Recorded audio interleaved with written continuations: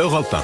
Et à la une, donc, Alexis, le Hamas qui infléchit sa position et l'espoir de voir une nouvelle trêve se concrétise à Gaza. Ça, René. Oui, il faut rester extrêmement prudent évidemment, mais les conditions d'un éventuel accord entre le mouvement islamiste et Israël se dessinent avec des échanges d'otages contre des prisonniers palestiniens. Hier, l'État hébreu a annoncé qu'une délégation allait se rendre prochainement au Qatar pour discuter avec des représentants du Hamas. Véritable avancée puisque ces dernières semaines, Israël refusait de rejoindre la table des négociations, mais cette fois-ci, Antoine Bienvaux, le Hamas a revu donc ses conditions à la baisse. Oui, le Hamas qui réclamait un cessez-le-feu définitif à Gaza propose désormais une trêve de 6 semaines seulement. En échange de cet arrêt temporaire des combats, le mouvement terroriste pourrait libérer 42 otages, dont les personnes les plus fragiles.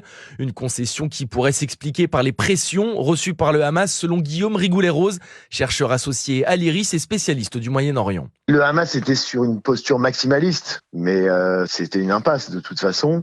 Et manifestement, il y a eu aussi des pressions sur le Hamas. Il y a des rumeurs qui laissent entendre que le Qatar aurait menacé de ne pas maintenir un bureau politique. Et puis, il y avait aussi des pressions du Hezbollah, parce qu'il y avait aussi le risque que le Hezbollah soit entraîné dans une spirale qu'il ne souhaite pas. Mais attention, précise-t-il, rien n'est encore fait. Une délégation israélienne doit se rendre au Qatar prochainement pour négocier les détails de l'accord.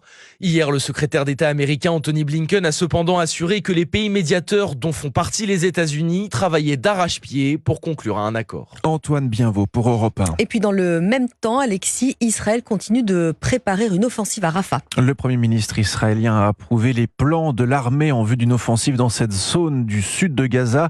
L'armée israélienne se dit prête pour le côté opérationnel et l'évacuation de la population sans donner plus de précision.